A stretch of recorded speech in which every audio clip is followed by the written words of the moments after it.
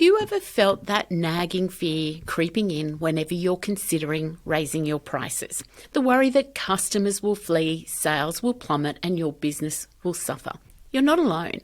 But what if I told you that this fear is actually a limiting belief, a misconception that's holding your business back from reaching its full potential?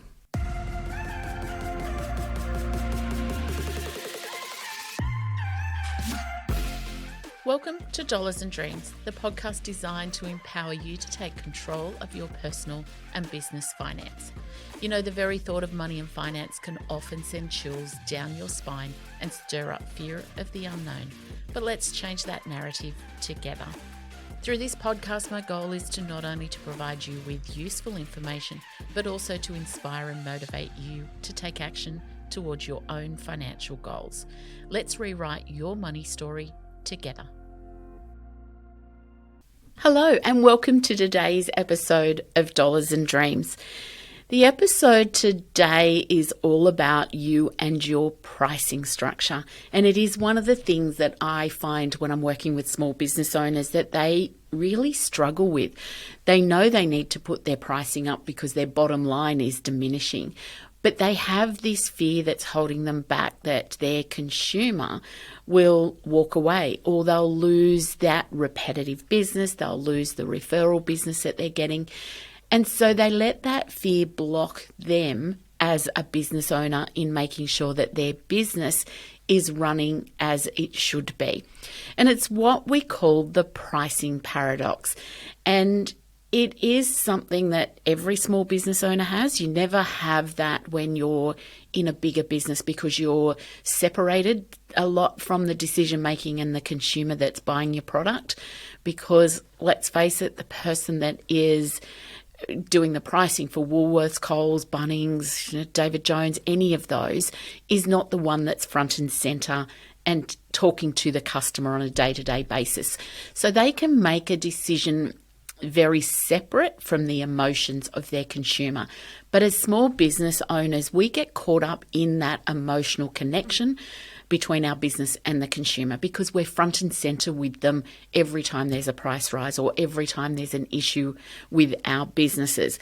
So it is an issue that I see people having, and it's a paradox with the pricing that is counterintuitive around whether pricing going up is whether it will lead to a better business result. The fear that comes into every small business owner is that if I put my pricing up, people are struggling at the moment, and you take on your consumer's approach instead of taking it from a business approach. Most people understand that the cost of living impacts business owners as much as it does their own family budget. And so most people will assume that as a business, your costs are going up, so therefore your pricing also has to go up. And so you're not going to lose customers while your product is still a good product or provides a great service. The thing that we always say to all of our clients when we're working with them is if you can still show value to your consumer, they will still purchase from you.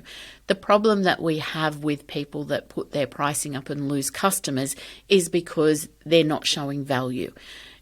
Consumer will always purchase from you based on value to them rather than price to them. The argument that we have, sometimes we'll talk to people and we'll say, you can buy a car. A car's a car. You can buy a Ford or Toyota, or you can buy a Mercedes and a BMW. They're both a car. Very different pricing structure because the value or the image that people are getting from buying a BMW or a Mercedes is very different to the image or the value that somebody buying a Toyota, a Ford or a Hyundai is looking for. So you need to understand your customer, your consumers' needs and wants and their fears, if that's what it is, and you need to show them that you have a product that will solve their issue and show the value. Now, we did this with a lot of our customers in the last couple of years because we could see cost of living was going up. Everybody's bottom line was shrinking in their businesses because, let's face it, insurance policies have almost doubled in the last couple of years. All their electricity and their consumables that they use to run their business is increasing. Delivery costs were increasing. So we were front and centre with our clients and said to them, you need to start increasing your pricing. Now, we did this with two different customers in particular that I want to talk about today. One customer had a huge wait list for their consumer. And we said to them, you need to put your pricing up because you've got a wait list. You're not making as much money as you used to make. And of course, they automatically said, oh, I can't do that. I put it up 12 months ago. My competitors are cheaper than me anyway, blah, blah, blah. And so when we said to them, but you've got a wait list, the idea is you put your prices up. The real price sensitive clients will go somewhere else, no doubt about it, but they're going to do that anyway. The bottom line is if you've got customers waiting to use your service or get your product and you put your price up and the price sensitive people leave, you've got a gap to fill. That does one of two things. Nobody likes a consumer that's super price sensitive because they don't see the value in what you're delivering to them. Yes, they are a consumer and they are contributing to your bottom line, but if it's not at your benefit, then you need to move them on. But also when you have a significant wait list like this client did, people will find another service. It mightn't be the service that they wanted. They might want your business.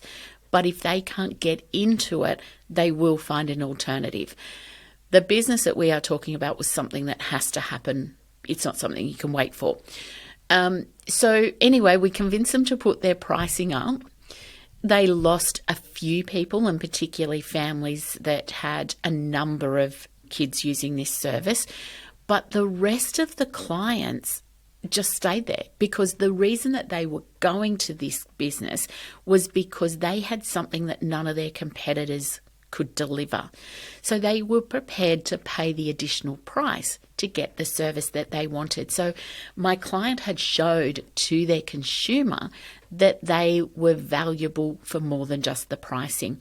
And that's the pricing paradox. So the concept around the pricing paradox is a counterintuitive idea that raising prices will lead to better business results, but it will also fly in the face of people think that clients will walk away.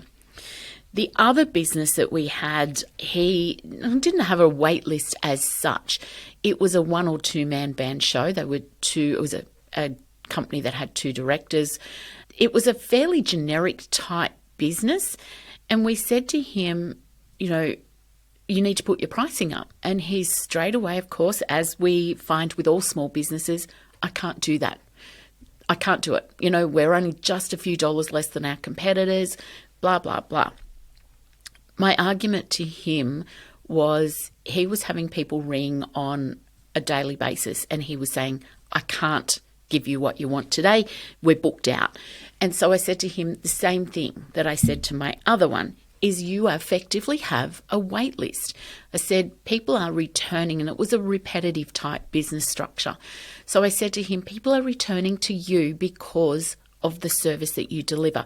They're not ringing your competitors. They're not looking online to see if they can get a better deal because they know that they can ring you. You will deliver that day and you will be available to solve their issue. So I said to him, just put your prices up, even if it's only 5%. Put your pricing up 5%. If you are not turning people away on a daily basis, then we've got it wrong.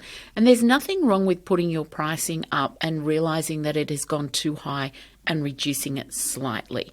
I'm not saying that you want to put it up ridiculously. We always work on about 5% per annum for most of our clients. The reason we do that is inflation sits mostly around 3%. I know the last couple of years it hasn't been, but the government always aims for inflation to be around 3%. You might say to me, but if inflation's only 3%, why are we putting it up 5%? We've picked up an extra 2%. Wages tend to be more than 3%. Insurance and electricity and things have definitely been more than 3%. Remember, the inflation rate is across all goods and services, not just the goods and services that you are using. So if you put your pricing up and you find that your customers are turning away, instead of looking at reducing your pricing, look at the service that you're delivering and see how you can add value so that they understand that that pricing increase has come because you still are delivering a great product. One of the things that I led in earlier when I was talking about my two clients there that we talked to is the psychology around pricing, and it's what we call the mental block. So the psychology around your pricing is because we actually have that limiting belief. You need to be very careful when you're looking at pricing is that you don't see it from your consumer's perspective. You are a business owner and you need to take a stand as a business owner. So the psychology around pricing is we believe that we have to justify that price increase, and you don't need to justify a price increase to your consumer unless it isn't followed by the delivery of the quality and value of your product. So if your product that you're delivering doesn't meet that price standard, then you will struggle. But you are always going to struggle anyway, because there will always be somebody in the market that's prepared to undercut you to get a share of the market. Now, when COVID hit a few years ago, we did this with a few of our clients who saw the decrease in their product because we were in lockdown, people weren't going out and things like that. So the theory that most people have is, let's decrease my prices, I'll get more customers come in and therefore I will make more money. You will get more revenue, probably. You will have more customers, probably. Does that mean that it's better for your business? Absolutely not. Because to service more customers, you need to buy in more product, you need to have more support staff, you need to have a better systems in place. And every time you reduce your pricing, you decrease your gross profit margin. Now, for those of you who don't understand what a gross profit margin, it is what is left over after you have produced the product that you sell. And it's the amount of money from each sale that is left to cover the fixed costs of the business. So things like rent, insurances, and the things that don't fluctuate based on how much your product you sell. So every time that you decrease that gross profit margin, you increase the pressure to cover those extra costs. So let's take an example here. Let's say you sell something for $100 and the materials and the labor to produce that product is $60. That leaves you a gross profit of $40, which leaves $40 from every product you sell to cover the cost of your rent, the admin staff, the advertising, the insurances, the transport costs of, getting your product here and there. That is then decrease. So if you decide you're still going to sell that same product, but you're going to reduce it down to $90, that means you now only have a gross profit of $30 to help cover your costs, which means then that you actually will probably increase your costs because you might need more warehouse space, you might need additional staff because admin staff can't keep up with the workload. You'll have additional insurances because your products is more. You may have additional workers' comp policies because you're paying more wages now. So there's lots of reasons that there will be pressure on your fixed costs because you're now selling more product. On the other hand, if you'd put your pricing up to $110 and your product still costs the same, you're now making $50 out of every sale because that's the $110 minus the $60. You now have $50 out of every single sale to help cover those fixed costs. So the counterintuitive fear that you need to get over is that increasing your pricing will decrease your bottom line. More than likely, it will increase your bottom line or your profit, even though your sales will be less. So that's a fear that you need to understand, and it's something that you need to work with. So when we go back to my two clients that I was talking about earlier, now the first one, which had a huge wait list, upped their prices about 7%. I think they increased it. They almost doubled their profit. So it's one that has a lot of touch points a week and a regular. So it's a weekly service type business. So by increasing their pricing by that 7.5% it was, they actually almost doubled their business. Some families decided not to use their services anymore and they left, but they were filled with the waitlist that they had sitting, waiting, ready to go. As I said, they had a far superior product to everybody else. So they sold those points to their clientele to show why paying a higher price was of benefit to their consumer. And once you can show that real benefit to your consumer, the price is insignificant to most people. The second business that we talked about that was turning people away each day to say that he couldn't do any more work because he was booked out, he put his pricing up 5%. So he went fairly conservative, put his pricing up 5%. Not one single consumer even questioned it. And that surprised him. He was expecting to have to justify it, and he had his little script ready as to why he needed to put it up. So he had that now sitting ready to go, thinking that he was going to have to say that to every one of his clients, and not one person or business even made a comment on it. Not one person even noticed that the pricing had gone up. They probably did notice, to be fair, but because everything was going up, and they knew the product that was being delivered was the increase in pricing was fairly significant. So they knew that, and I think they expected it, and they were probably surprised that it hadn't actually gone through earlier. So I guess my point there is you need to let that fear go. You need to trust that you have a good product. You need to be able to point out what we call unique selling position, so what sets you apart from your competitors.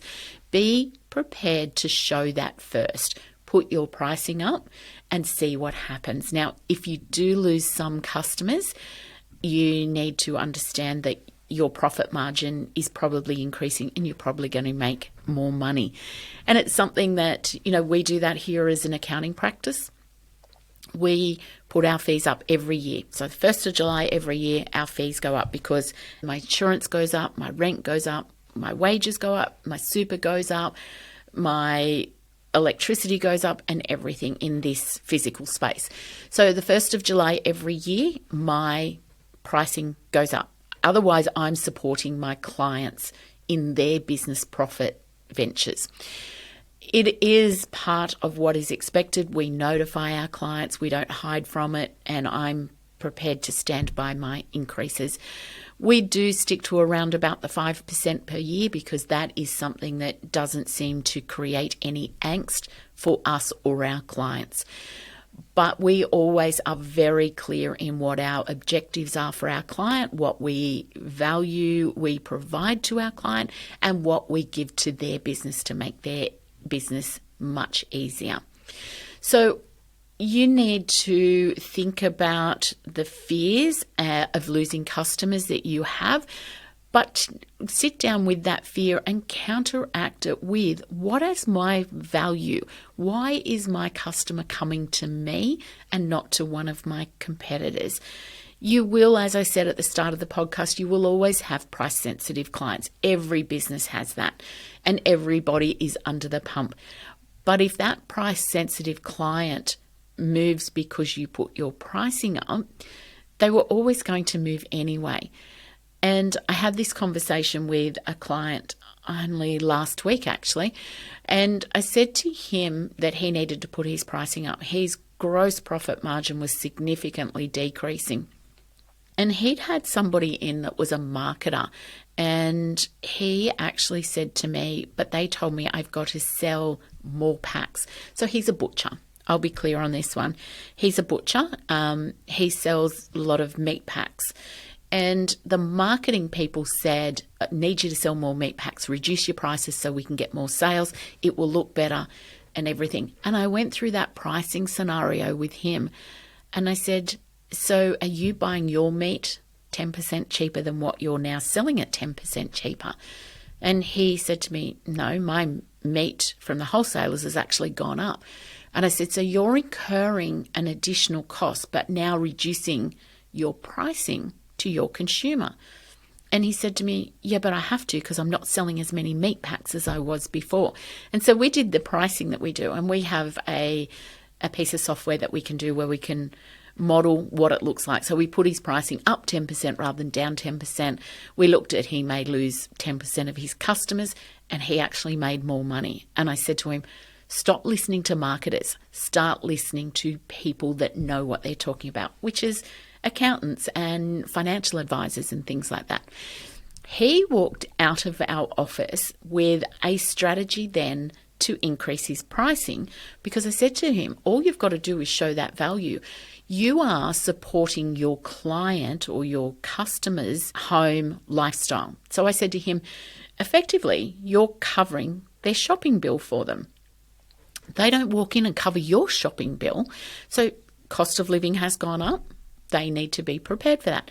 And it was a real fear that he had that meat's expensive. They'll stop buying meat. They'll stop doing this. And I said, yes, but you'll also stop losing money. And at the time when we looked at it, by him decreasing his sale price by 10% and his product had gone up 10%, he was actually helping his consumer budget and live. And that's not your role as a business owner. You are not there to help your client by subsidizing their cost of living. And that was really what he was doing. I said to him, people come to you because you have a good product. People come to you because you provide a great pricing structure already, and they come to you because you've got the knowledge that picking up meat on a supermarket shelf doesn't have. You know exactly where your meat has come from. You know exactly the type of life that that product lived before it became meat, to know that it was well looked after, and that will show in the meat that is delivered. So the marketer had given him bad advice that by selling more, he will make more. By selling more at a reduced price, it was actually costing him more money. And nobody goes to work to lose money. And, you know, he was really showing a real fear to me, and I could see that in his demeanour, the way he was sitting and everything. But I said to him, does that person that's buying meat from you, does their employer ask them to take a 10% pay cut because the cost of living's gone up and we need to get more sales? So, hey guys, can you come to work every day? But here's a 10% wage cut on you. And the answer, of course, is no. And so why should he have been subsidising the lifestyle of his consumer? The issue that people have is that raising prices, as I said, they think that it will cut into their bottom line, and it's probably the other way around. The other side of raising your prices is it can improve your cash flow, which then gives you the ability to improve the product that you're delivering. It improves a customer experience that you're getting to your client, and it also gives you an ability to serve more customers that are better suited to you. Generally, when you put your pricing up and your competitors are similar, you will find that the consumer that you get is a better consumer because they're the ones that are coming to you because of what you can deliver, not your pricing. And I'm sure we've all been into supermarkets where we see those dollar shops or the real discount shops. Nobody's there to help you which product to buy. The product is just mass marketed, and it's something that doesn't particularly last. Yes, wrapping paper. I go and buy my wrapping paper from those dollar shops rather than a newsagent because, let's face it, you wrap it, you hand it over to somebody and it's ripped off and back in the recycling bin. So for me, that is a product that the service or whatever I get doesn't suit the additional pricing. Having said that, if I'm going to a wedding and I want to give a really nice card to those people, because a lot of people keep their wedding cards. I'm not going to go into the dollar shop and buy it. That's my decision that I want a better product for that, and I'm prepared to pay the extra price. So that is what you need to keep in mind. What are you selling? Are you providing a solution to your client? Now, that then brings up the question that we get all the time is, when should I increase my pricing? So I'll go back to my first customer that I talked about that really didn't want to increase the pricing, that had a great wait list. They work on a school term basis, their business. So I said to them, the start of next term. Everybody's prepared. Next term is the start of things. So at the start of next term, you increase your pricing. You let clients know beforehand that as of start of term 3, our pricing is this. So you're very transparent, and I think when you're transparent with people, they appreciate that. They don't like getting blindsided. I got them also to, in that email, just to set out, what their unique selling position is, what set them apart from the competitor, just to remind their consumer that that's why they come to this business. So if you're adding in new features, that's always a good time to increase your pricing. Or if you've changed the way you're delivering your business, is an opportunity to do it. And of course, as I said, if you've got a high demand for your product, that is the perfect time to increase your pricing. But for most businesses, I always say tomorrow is a great day to increase it, because the longer you leave it, the harder the impact on your bottom line. So it is important to, draw a line in the sand. So tomorrow when I go into work, our pricing is going up.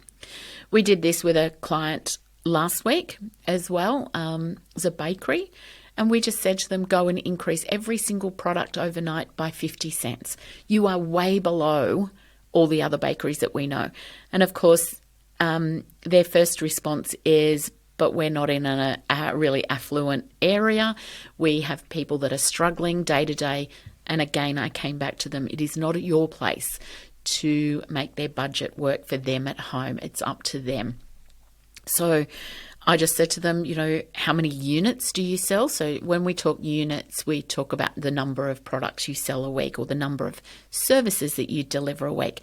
Being a bakery, there's lots and lots of small purchases, and there's a lot per day. So I said to her, if you put your pricing up 50 cents and you're selling, 5,000 units a week, that's a significant amount of money. Obviously, her raw product, so the flour, sugar, fat, butter, and all those things had increased significantly. Those pricings need to get passed on, otherwise you're going backwards. And of course, the response that we had is, I'll have to get all the signs changed and things like that. Take the signage out, just put your pricing up. People will understand, or just put something to get it in place. Get your signage done overnight if you can. In the end, we agreed that it would go up at the start of the next week, which gave her 3 days to increase her pricing. Given that that was only a week or so ago, I haven't checked back in with them to see what it looks like. My butcher that I met with last week, he is also putting his product up. His unit that we worked on were how many kilos a week do you sell? And we looked at, if we put it up 50 cents or $1, depending on what product it was, what does that look like? So as a business owner, look at how many units you sell or how many services you deliver a week, and then work out what you can increase those services by to see what that bottom line might go up by. As I said, we have specialized software. So my clients that come through here, we can show them what that looks like on numbers.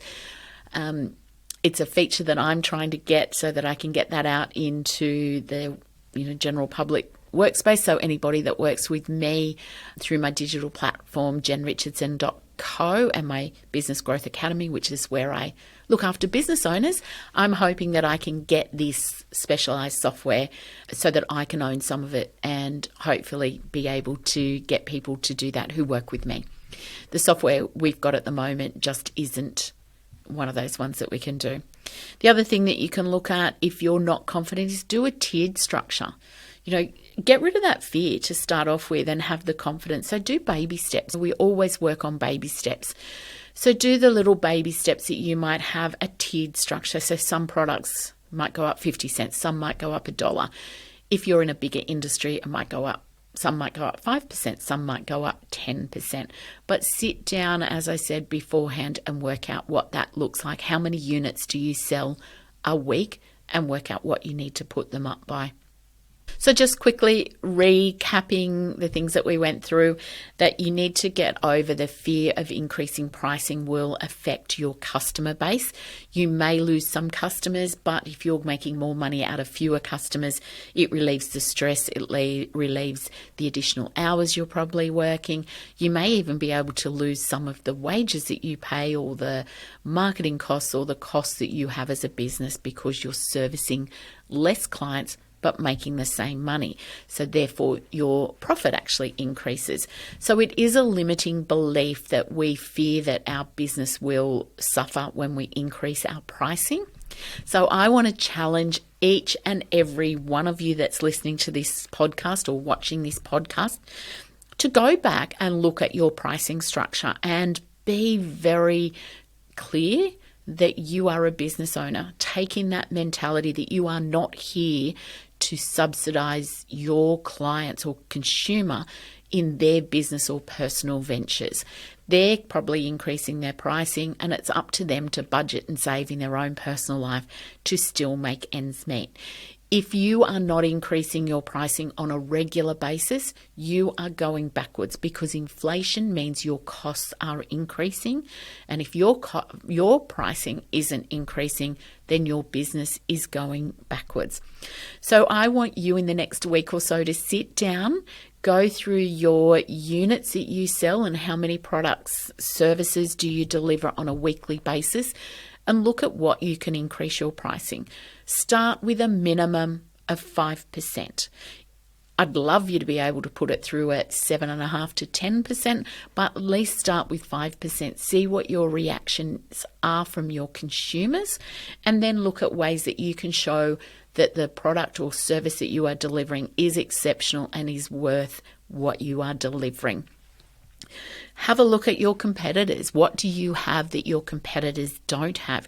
What are your threats that you have? Counteract those threats before you tell your consumer, so that the thing that's making them stay with you is because what you deliver is exceptional. And of course, when you deliver an exceptional standard to your consumer, you're pretty much locking them into you, and also they will become raving advertising for you and your business. So that's it for today. I definitely want you to challenge that limiting belief that you can't increase your prices because you believe that your consumer won't accept it. And I want to challenge you, as I said, to put your pricing up as a minimum of 5% in the next week or so. If you need any help with your pricing structure or how to deliver that pricing increase, of course, we've got lots of things happening here at 𝐠_Richardson.co.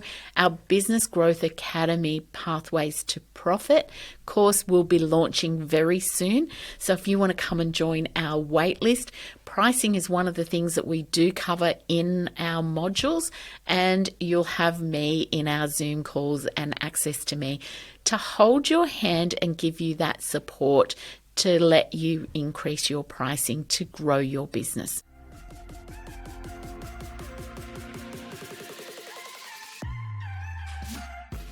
Remember, the advice shared in Dollars and Dreams is general in nature, and it does not consider your own personal circumstances. Dollars and Dreams is for educational purposes only and should not be relied upon to make investment or financial decisions. If you need more help, please reach out to a financial advisor for tailored personal advice. Don't forget to click that subscribe button so you don't miss out on future content. And please leave me a review. Your feedback really helps me to reach other people chasing their money dreams. You can find me over on Facebook and Instagram to connect with me. You will find the link in the bio, or head over to my website at 𝐠_Richardson.co, where you will find free content and learning tools.